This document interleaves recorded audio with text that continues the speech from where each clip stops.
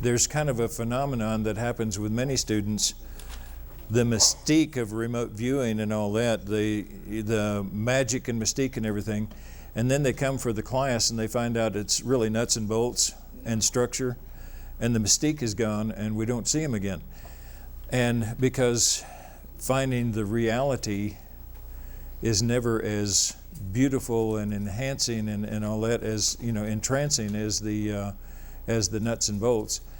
And in showing you this, I'm going to be showing you some of the nuts and bolts, and I hope it's not a big letdown for you, because I know that this mystique has built up around remote influencing.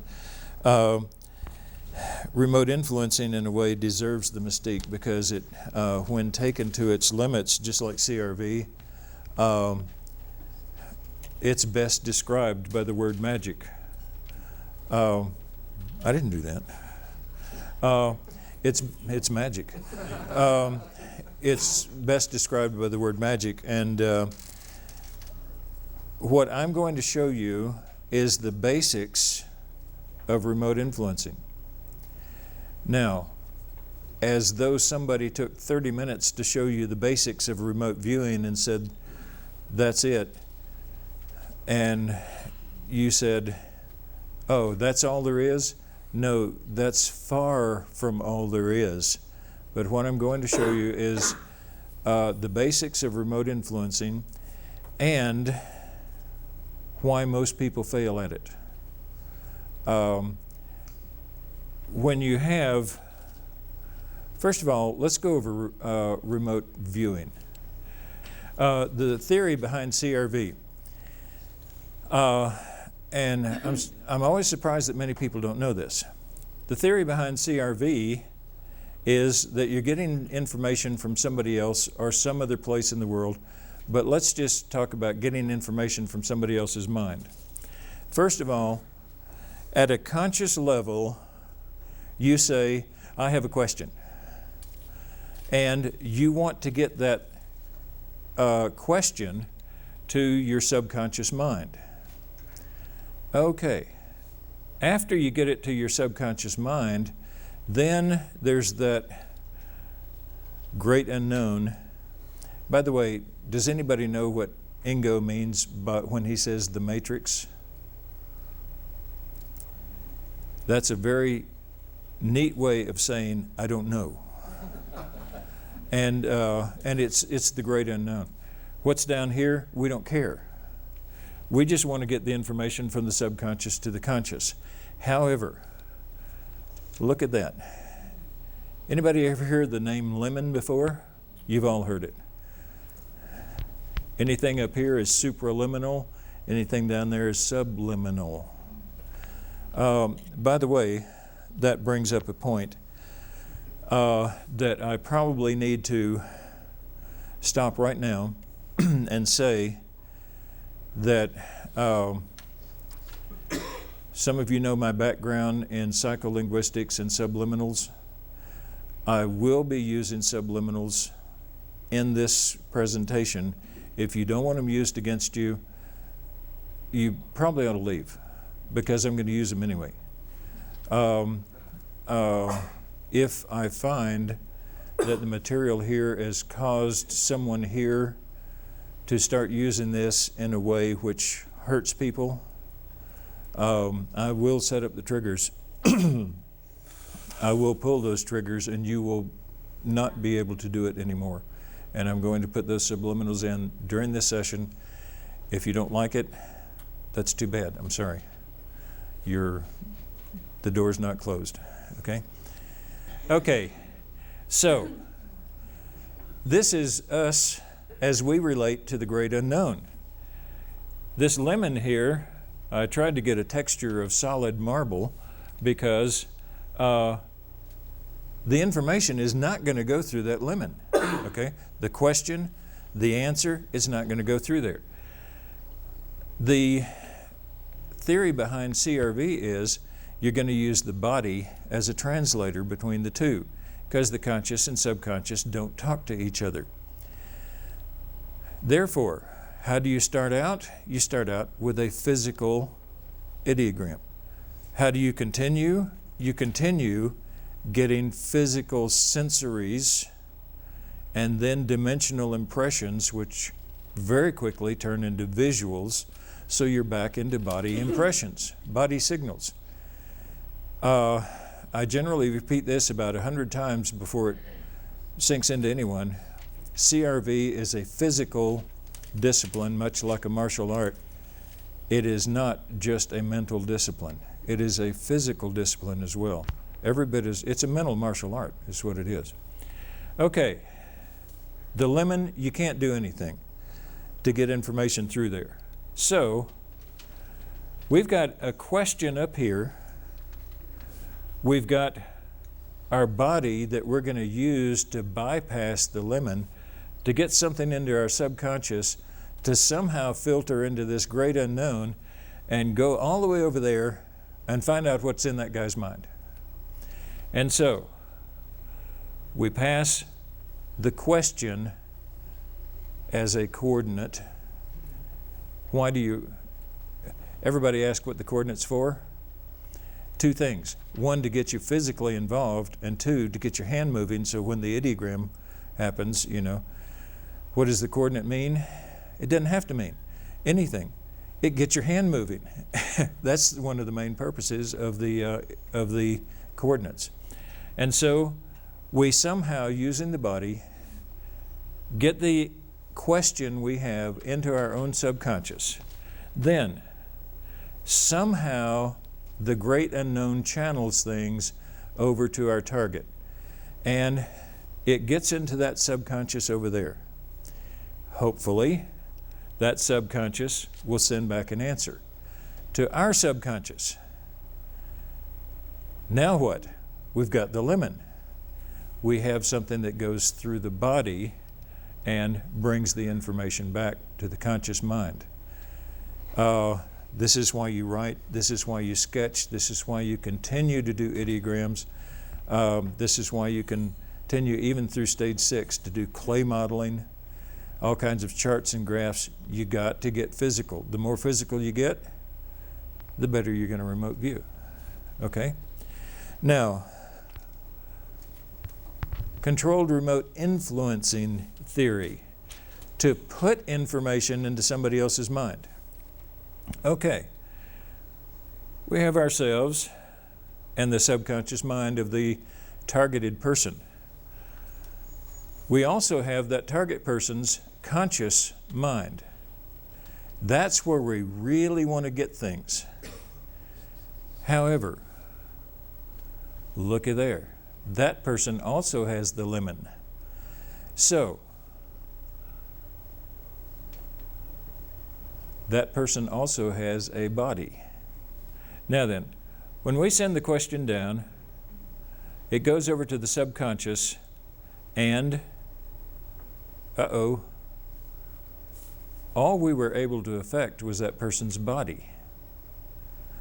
We hope that some information will come back saying we had success. However, when people start trying to affect another person and remote influence them, what do they always use? Words.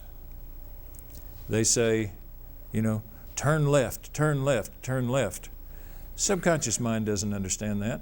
You're talking the wrong language. You hope that the information about it comes back. The CRV structure, yes? I'm sorry to interrupt, and I really don't want to. Can we go back to the other screen? Sure.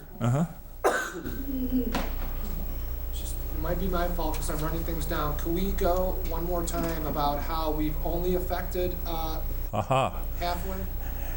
I'm glad somebody picked up on this. Yes.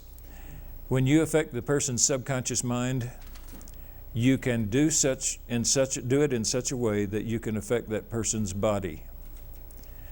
You cannot get information through to their conscious mind. So when we sit there saying something like turn left or buy, sell, or something like that, you may as well just go talk to a tree because it's not going to work. Okay. And this is why most people cannot do remote influencing, is because they're trying to talk to the conscious mind. Nobody's home. Nobody's listening. And Words that are meant for the conscious mind cannot be understood by the subconscious. What do you pass to their subconscious? What do you get from your subconscious mind? Gestalts, sensories, and dimensionals. If you want to pass something to that other person's mind, what do you use? Gestalts, sensories, and dimensionals. A unique language, a different language. Absolutely. Okay. And people sit down and they try to influence by giving commands. Guess what? Doesn't work. CRV structure. Phase 1, you have your first contact with the target in gestaltic terms. Phase 2, you have sensory contact, and then the aesthetic impact sets up a personal relationship with the target, and you get dimensional contact with the target, and then phase 4 gets you ready to do remote influencing work. Okay? Now, for the other disciplines that are taught by the other teachers, I can't say because I don't know those disciplines, but I do know that if you try to do your remote influencing work in CRV and you try to do it before you get into stage 4, don't waste your time. It's not going to happen. Okay? You've got to get to at least stage 4. Okay, the stage 4 matrix. Let me go through this. All of my students know the answer. What's the purpose of stage 1? To get you enough sight contact to get you to stage 2. What's the purpose of stage 2? To get you to stage 3. What's the purpose of stage 3? To get you to stage 4. What's the purpose of stage 4? To remote view. That's right. When you come for the basic course, I teach you phases 1, 2, and 3, and you go home thinking, I just did miracles, you know. You hadn't seen anything yet. And when you come back for the intermediate, you get the neat stuff. When you come back for the advanced, you get the really neat stuff. You know, so in the CRV structure, there is not going to be any effective remote influencing until you have gotten to at least stage 4. Was that? You ready? Okay. The stage 4 matrix, and I need to go over this because we have the different disciplines here. In CRV, I use phase 2. Ingo uses stage 2. For those of you who don't know, Ingo, when all of this became public, got just flaming mad at one of the people who was teaching, and Ingo put out a request that no one use his terminology. I respect Ingo, I like Ingo, and I respect that request. We had been using slang terms all along anyway, and so I started using a not totally, but non-Ingo terminology, which is exactly the same as, you know, the structure and everything stays the same, but all that Ingo ever got copyrighted and made proprietary information was the terminology. None of the rest of it was ever classified or ever proprietary information. And so I use a different terminology. I use phase 2, Ingo says stage 2. I use dimensions, he uses dimensions. I use AI, he uses AI. I say sight impact, he says emotional impact. So he's telling you to look for emotional impact. I'm saying look for any impact the sight has on you at all, in any way, whether it's emotional or not. I use the things column. He uses the tangibles column. I use the conceptual column. He uses the intangible column. I use stray cats. He uses AOL. AOL means analytic overlay. Well, not all AOL comes from analysis. That was a hard thing to say. Stray cat means the subliminal transfer of recollections, anxieties, and yearnings to consciously accessible thought. A lot of the stuff that gets packed in on a valid impression as it comes through is just your memories, your fears, and your desires, as well as analysis. And so stray cat, to me, tells more of what's actually happened than saying, oh, this came from analysis. As a result, I have cats from the signal line, and Ingo has AOL from the signal line. So you're getting the same thing. I just honored his request to use a different terminology. Mine is things and concepts. Concepts, okay. Ingo's is tangibles and intangibles. And then stray cats represents? Stray cat represents the subliminal transfer of recollection, anxieties, and yearnings to consciously accessible thought.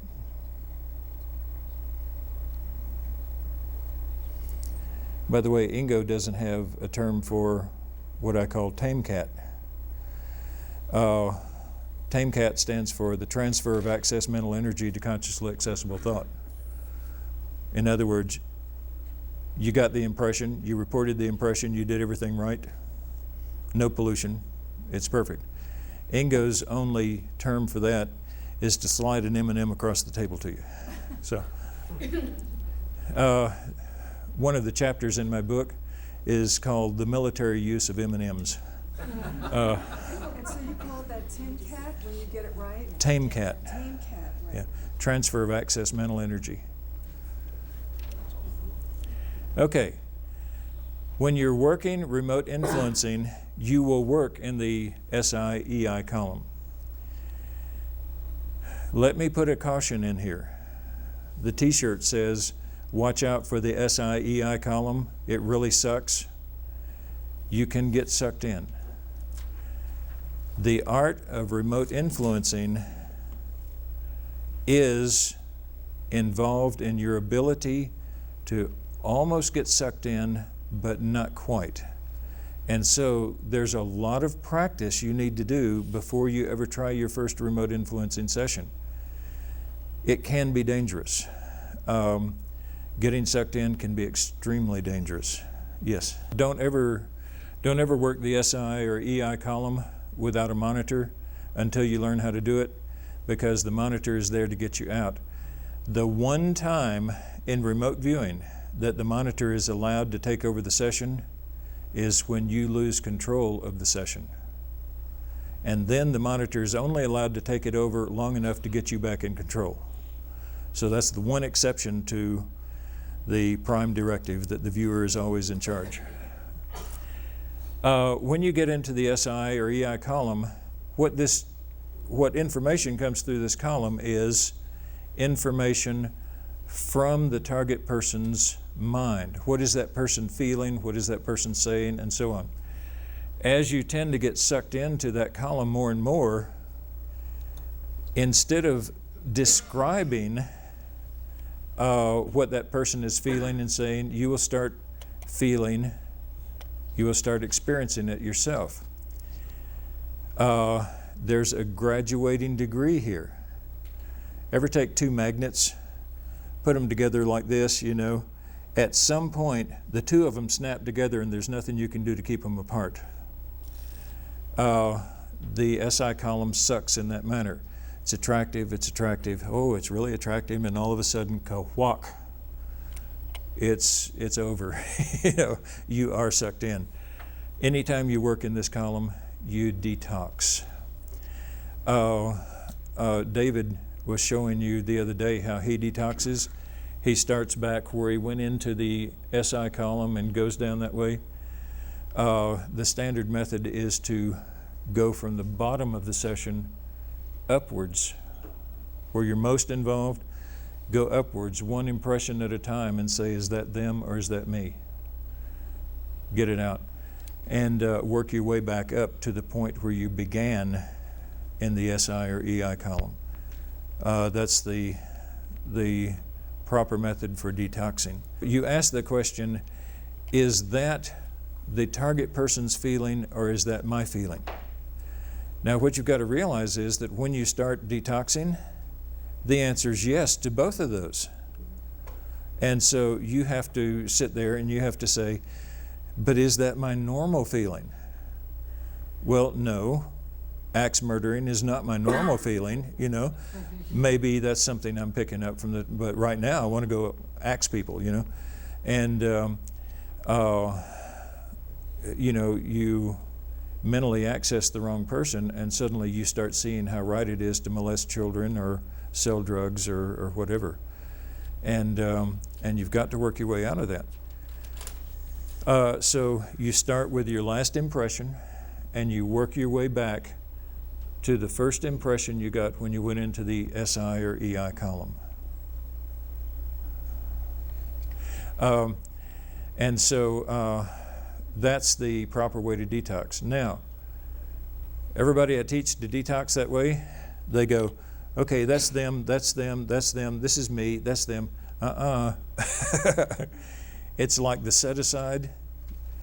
Those who've been through my course realize that there is a solid protocol for setting things aside. There is a solid protocol for detoxing. If you have a 10-page session and the last 3 pages are or after you went into the SI and EI column, I would say it should take you about twice the length of your session to detox. You go through it. You establish. You don't just, oh, that's them, this is me. No, you establish and you separate yourself from that person. And you separate yourself from that person completely before you go up 1 line more and do it again, okay? Most important to detox. This is not a toy. This is the real thing. And it has dangers, okay? Any questions on any of that? You can also do it like when you've gotten the information you want and you want to switch to a new target, you could do it then. You could do it in session. But you definitely want to separate from that person, you know. You just, you don't want to carry them around with you for the next couple of months. Any questions on any of this? Okay. Dangers of the SI-EI column. You can get sucked into the other person's feelings, emotions, their life paradigms, their moralities, their moods, their outlook on life. Anything in that other person's mind winds up in yours. You want to be careful. You can pick up personality traits which continue after the session ends. This is absolutely true. You don't detox once and somebody will wind up letting you know about it. You must detox after each session in which you access another person. Any questions on any of that? I want that solidly understood. One of our students had wanted to get sucked in. He wanted to feel it, you know. And another student brought in a target, which was of a man getting swept away in a flood and drowning. Well, the man, you know, the man was revived later, but the man didn't know at the time that the picture was taken that he was going to live. And so it was given to this student, and the student started getting sucked in, and he had been just badgering me and badgering me and badgering me. So I said, okay, I'm going to stand here and I'm going to stop it before it goes too far, but you asked for it, kid, you're going to get it. And he, I think, he cried for 2 days, I think it was. He knew that he was going to die in that session. And, you know, I use that, this is what is getting sucked in, you know. This is how it looks. Don't do it. It's very dangerous. They're all excited and everything, and you want them to be quiet. The normal method that people use is with a word. Quiet! Okay? Guess what's not going to work? Okay? You want to send something that their subconscious, not their conscious mind, their subconscious mind can convey to the body. How about that? Get yourself a visual. Simple as that. By the same token, You want to upset someone. There are a lot of different pictures of horror, of discomfort, of fear, everything else. You transmit that picture to them and it will affect them. I guarantee it. I was showing this to a student once at Monroe. There was a person in another room. I'm not sure I'm remembering this correctly. And they said, how do I influence this other person? And I said, okay, well, was it make them scratch their ear? I think it was. And saying scratch your ear, it's going to have no effect. But to stand there and feel your ear itching, and pretty soon the woman in the other room reached up and did like that, you know. And you can cause these things. You want to send a subliminal message that subconscious mind can put into that person's body. And sometimes your success in doing the RI, you just momentarily think, that worked, and you let your guard down and you get sucked in. Yeah, it can happen. Yeah, you bet. Okay. Any questions so far? I want questions all the way through this because I don't want to go past anything. Yeah, I knew somebody was going to bring that up. No, there is an active thing you do in the EI column that lets you, it's not your intent. There's an active step that you can take in the EI column which can turn it into a two-way street, and you can actually put information in instead of just getting it out. I'll cover that in a few minutes. Yes. If you're a beginner, does it hold here? No, by the time you get to this, I hope you're not going to jump into this, like the Magician's Apprentice. Don't go home this weekend and try that this week on somebody, okay? Learn to work the stage 4. Learn to remote view in stage 4. Learn to remote view the SI column, EI column, without getting sucked in. What I'm giving you here is not something you should be trying this evening, okay? So by the time you learn to stay in the SI column and keep that separation, then go ahead and try some of this stuff. Yeah. The question is, do you find visuals are strongest, or would a soothing melody work or something? Any information that you get from the EI column or the SI column, you can put into it with generally about equal effectiveness. So if you are strong at getting visuals, or that person is strong at sending you visuals, so you get into the SI column, and what you're getting from that person is all visual, send back a visual. That's the way they think, okay? By the same token, if visuals are your forte, then sure, use that. That's your biggest hammer, hit the nail with it, yeah. Okay, if you're remote influencing and you get sucked in, absolutely. Don't sit there and hurt the person. I mean, you're only hurting yourself. Well, you're also hurting that other person, but you're sitting there hurting yourself. If you realize you get sucked into that person, treat them nice. Because if you don't, you're going to hurt yourself. Yeah. EI and SI are the same column. EI is Incoterms. SI is what we use. Okay. Ideally, I wouldn't try any beginning remote influencing without a monitor. Right, okay. If you're sitting there at home alone, the Magician's Apprentice syndrome has gotten more people in more trouble than, if you're sitting there at home alone, you don't have a monitor to work with, don't try this, okay? Don't do it, yeah.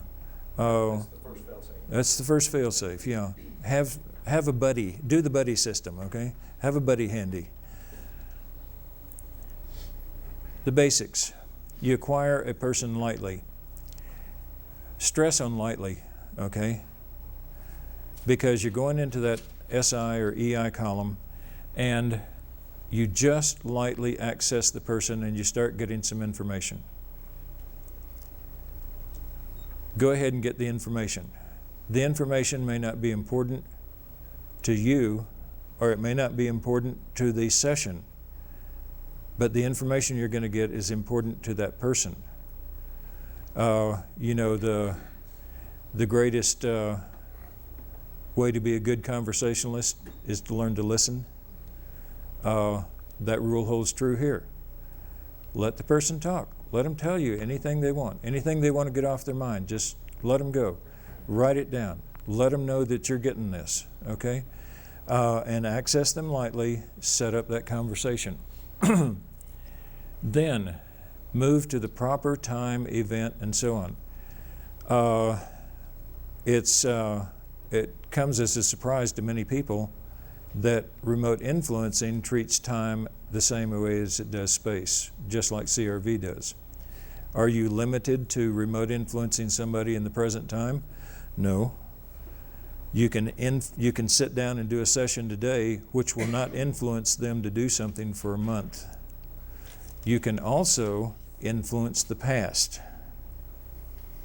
We'll get into that in a few minutes. Acquire more deeply. Get into this conversation. Get the conversation going deep. Sympathize with that person, okay? Agree with that person. Unite yourself with that person. Get into a deeper conversation. When you do, you'll start obtaining feelings and emotions and so on. Here's where you have to start really being careful. Because if you start agreeing emotionally and so on, then that's the beginning of getting sucked in. Yeah. The question is, if you set something up to happen with a target person a month from now, and then you go watch to see if it happens, are you setting up a pollution? The answer is yes, and you're also using that pollution as a tool to cause it to happen. So everything in CRV is usable some way or another, even the pollution. And here's an example of where you can use the pollution to get the end result that you want. Did that answer that question? Yeah. Okay, good. Any other questions? Then, you know how in a conversation you say, you know, you sympathize with the person and all that, and then you start moving your own feelings into it to try to persuade them to be a little bit different or to change their attitude or to change their mind. So what you do right here. I mean, this is simple techniques of conversation. You can also add your own physical sensations. Yeah. The question is, if you do this when you have the flu or diarrhea or something, is that going to have an effect? Probably so. Yeah. Yeah. And especially if you want it to. David? Yeah. David? Absolutely. This is still a two-way street. When you put something in, you wait to see if they feel it. It's like a conversation. You wait to see if they feel it. You wait to get the information back. Is that now the way they feel? So the whole time you're doing RI, and then you let them converse. You do it, you let them converse. Many people think you just go in and give a bunch of commands and that's it. No, it's a conversation. It's a two-way street and it's back and forth. You only spend half of your time in RI work RIing. The rest of the time you spend listening, okay, to see if it works, to see what the reaction is and so forth. Mm-hmm. And physical sensations, all right? We'll get to the importance of that a little bit later. Okay, you feel. You want that person to be excited? Get excited. Okay. What's the best way to make somebody feel down? Go around them all the time going, you know, and it's contagious. You do the same thing here. These are the simple mechanics of human interaction. That's really all they are. Do you also write it down? The more physical you can get, often the better it helps. Yeah. So writing it down, absolutely. Yeah, that will help.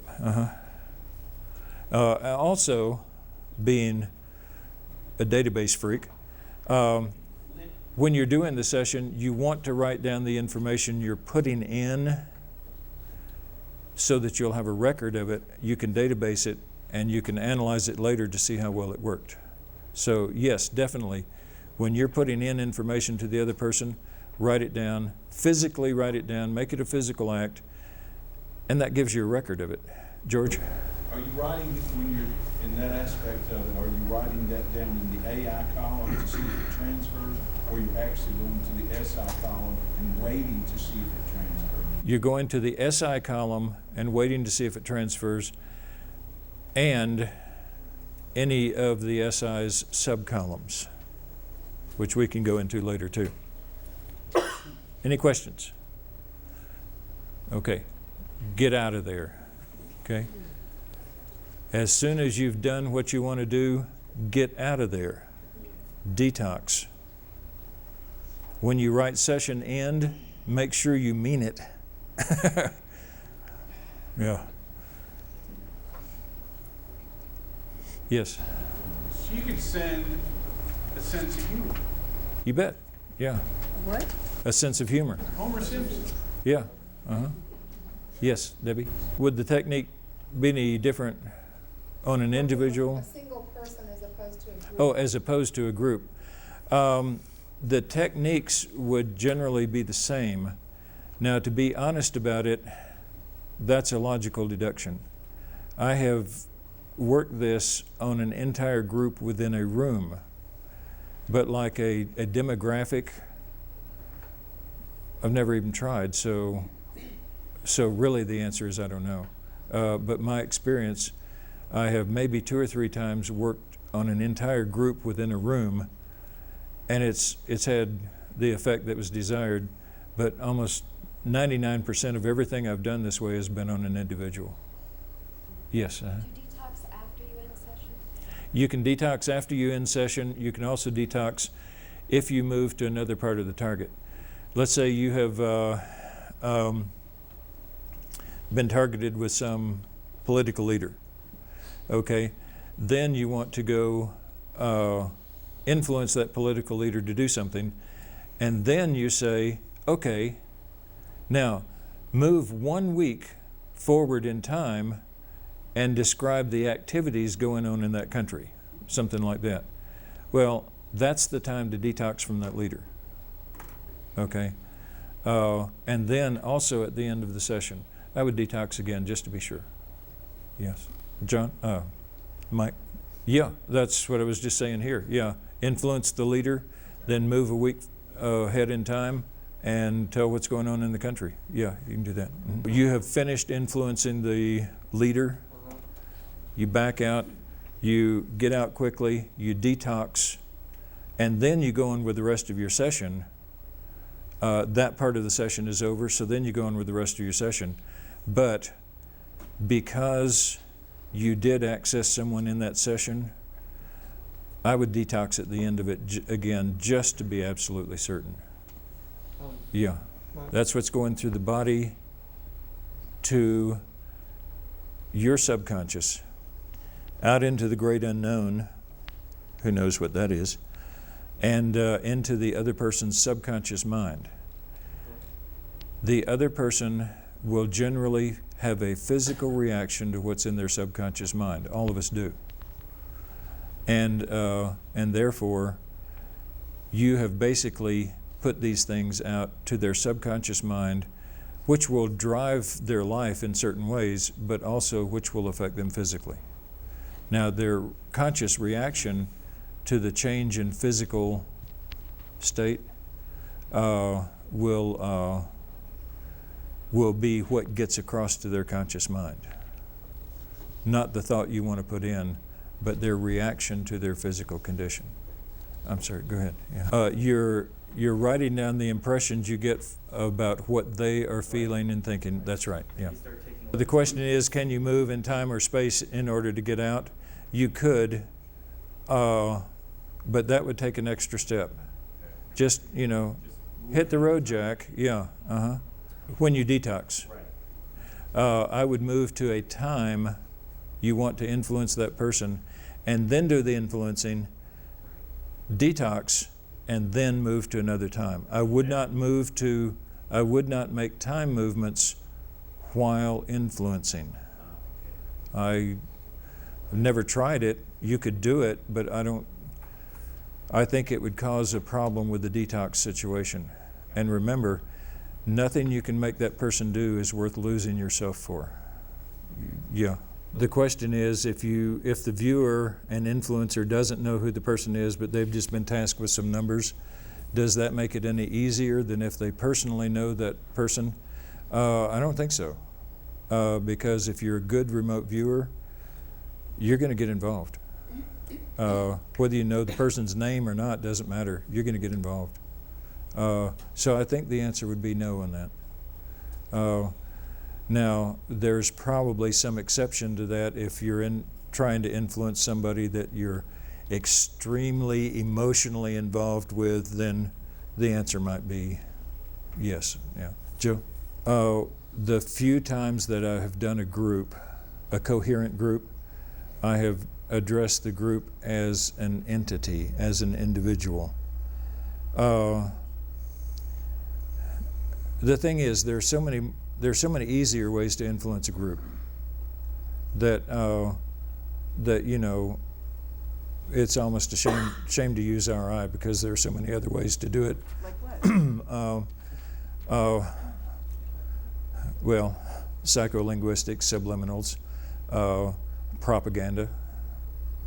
Simple as that, But if you're dealing with, say, trying to get Threats. a grant or trying to get someone to buy something that you have, a product, Yeah. then you're not going to be able to have access to these people. They're like an unknown entity that's making decisions on your project. Then in that case, you would address the group as an entity. Okay. Yeah. Mm-hmm. Was there another question? Okay. One of the most important parts you'll find here is get out of there. Okay. Reaccess briefly to see if the information had an effect. Now, once you have, all the way through, you've been having this conversation. After you get out of there, sometime later in the session, when you've separated and all that, you may want to go back and see if the person has new feelings that they didn't have before, have new feelings, concepts, and so on. But you detox from that too. Okay, the question is, do you have to start a whole new session, or can you go back to the session and do it over? The answer is yes, either way. Or you can even do it before you end that session, just as a checkup, before you end the session. Or you can just go back 2 days later and say, well, how does this person feel now? By the way, just like a conversation, you're talking to somebody and you're convincing them of something. After that conversation, you may have changed their mind about something, but then their normal defenses and all that will work their way back to where they go back to doing and thinking the way they were before. So in any RI situation, you may have to do this many, many, many times, okay, in order to get the new paradigm started. And so this isn't a magic thing where you just go in and poof, all of a sudden the world has changed. Yeah.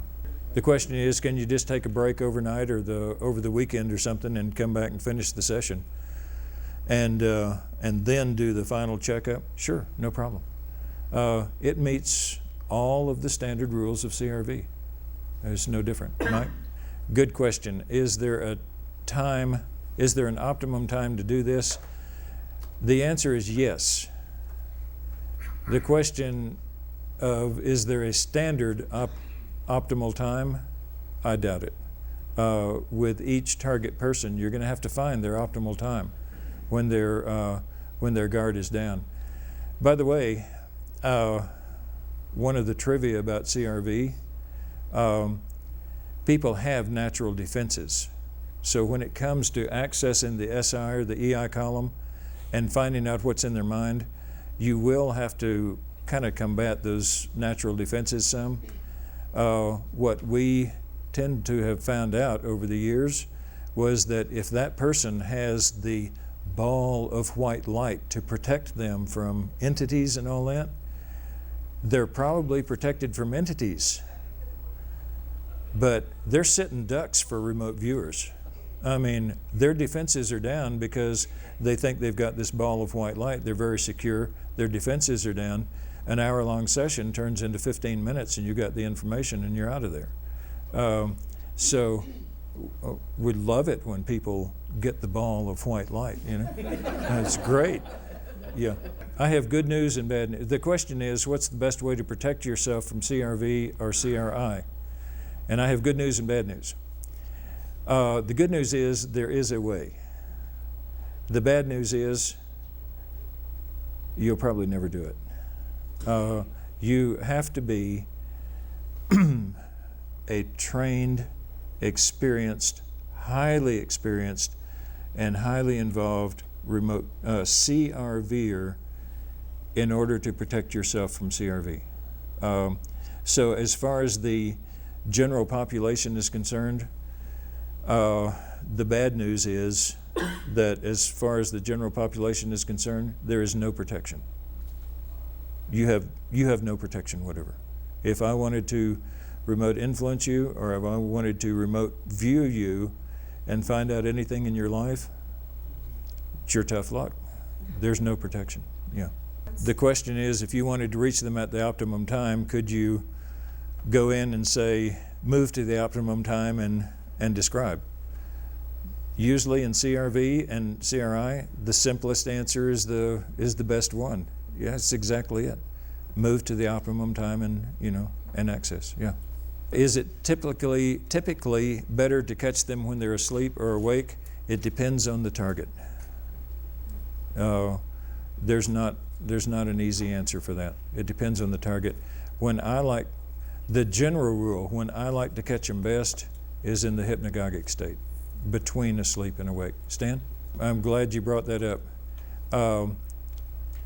In remote influencing, as I like to see it used for healing, remember that you are only accessing the subconscious mind and putting information in, and the information that you put in has got to be information that's of the type that will cause a physical reaction in your target. Therefore, pay close attention to what Stan said. You can influence them to heal themselves. Okay? You go busting in there like the FBI or something, and you go in there and try to heal them, probably not going to work. But if you get the proper things into their subconscious, which will cause their subconscious to give them a physical reaction of such type that they will tend to start healing themselves, that's when healing takes place. That's one of the things you have to understand when you use remote influencing for healing. David? Oh yeah, there's still an ethical issue. That's right, they may not want to heal. There are some people who depend on their illness very strongly. Yes, Stan? I don't think they're using this specific type of technique. Russell Targ and Jane Katra, yes. I don't think they're using this technique. I think what they're using is more akin to prayer. By the way, prayer works. It really works. Prayer works. And there have been scientific studies, if you need that, to show that it works. Personal story here. It's an old war story. We were on vacation one time, and we were going from San Antonio to Texas City. I had been getting this terrible headache. My son Lael had come down with measles. I kept getting this horrible, horrible headache. And on the way back, right outside of San Antonio, in fact, I laid down in the back seat and went to sleep. I didn't know it, but I had viral encephalitis from the measles, which at that time was 94% fatal in hospitalized cases. And 100% fatal if the person had gone into coma before you got them to the hospital. Well, I laid down in the back seat and went straight into coma. About 7 hours later, Linda pulled into Texas City, where we were going to visit her mother, and pulled into the hospital, and you know, they put me in the hospital. The doctor told Linda that there was no possible way for me to live through the night. And so they wanted the insurance papers, and so Linda called our preacher and asked him to break into the house, get the insurance information, call it back to the hospital. Well, the first thing he did about 2 in the morning was he called a prayer meeting of the church. The next morning, I sat up on the side of the bed, and I thought, I'm in a hospital room. We must have had a wreck. And I was worried to death about Linda. You know, what happened to Linda? Why, you know, and so on. And I looked, I didn't have any scratches or bruises, and I was, you know, and the doctor walked in about that time, and he looked at me sitting up on the side of the bed, and he said, "What the shit are you doing alive?" I said, "Well, I'm sorry." But prayer works. I'm 100% convinced. You want to learn effective remote influencing without going through all the mechanics? Bow your head, pray. It works. Yes. Can you use prayer as a defense against remote influencing? You can use prayer as an active tool. Therefore, you can use prayer to prevent a remote influencer from doing things. But I would say that once the remote influencer starts remote influencing you, for example, there's no defense. That's the really bad news about all this. There's really no defense against it. Period. John? No. The question is, once you realize that somebody's trying to influence you, can you go back and fight it using the same tools? Absolutely. I've put one person who actually snuck up on me a couple of times, put her in the hospital twice, and she hasn't done it again. And absolutely, you can do that. There is that defense.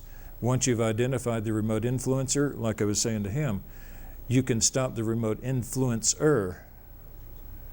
But once the influencing has started, you have no protection against the influencing. Okay. Yeah. The mechanics of it, we can go into later privately or whatever. I mainly want to go through the basics right now. Kat, did you have a question on it? Okay. The question is, when you're firing back, is it always hostile? I have always had the feeling that I hate a fight. I really dislike fighting. Therefore, when I get into a fight, I'm going to make it as short as possible. I go for the kill immediately. And it has never failed. And What do you mean by the pill? I go for the kill. Kill. That's my own personality. Somebody else might get in and sweet talk or something.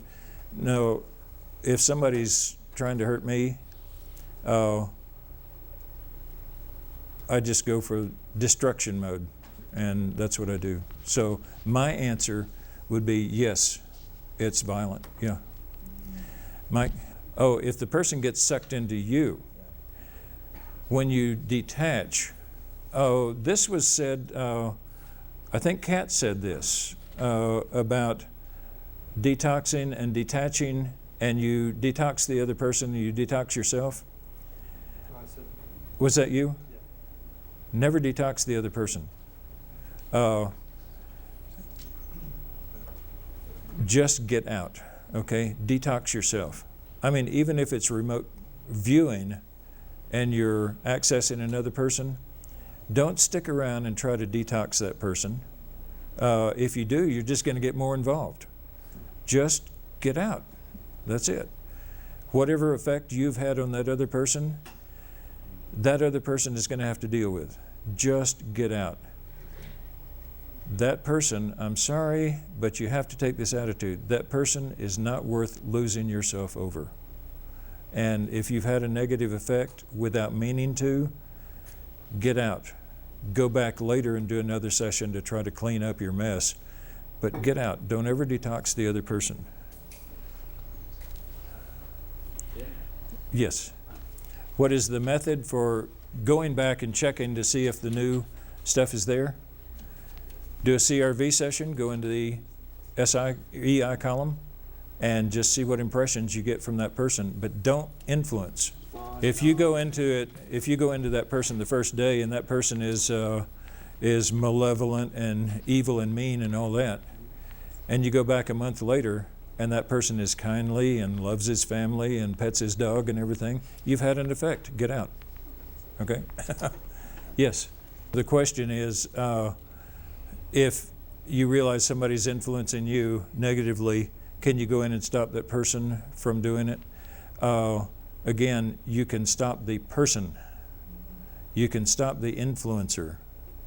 And I would, if it's negative, I would do so violently. Make them think 100 times before they do it again. But the influencing that they have done is now something you're going to have to deal with. There's no way to stop that. You can hopefully detox from that. You may have to deal with it in other ways. And I mean, in really severe cases, you may spend a year or two at an analyst, you know. Like I say, this isn't a toy.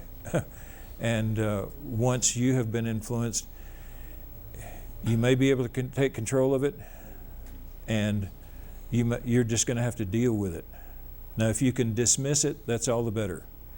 If something has been done to you that you cannot dismiss, then you may have to wind up getting professional help for it. But you would have anyway. So at least you've stopped them to where they don't do it again. Now then, remote influencing yourself, which is another way to clean up the mess that somebody has made within you. Remote influence in yourself. Remote influence in your own past. This is the one that really is a stumbling block for everybody. Remote influencing your own past. Let's say we have a timeline. And on this timeline, we have a moment of decision. Okay? Hindsight builds and builds and builds and builds and builds as time goes on. That's when you get your hindsight. Okay? Wouldn't it be nice if we had hindsight to help us make our decisions? Okay? Once you have learned to remote influence a target, there is nothing at all, and to do so through time, there is nothing at all to keep you from influencing, doing an RI session and influencing yourself at the moment of that decision. Now, if you know you're going to do this, then you can aid the process by, at the moment of your decision, stop and stay open to outside influences. If you're a CRVer, you'll learn how to pick these outside influences up.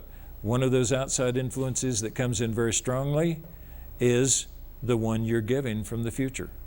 Okay? The end result is this decision is not changed.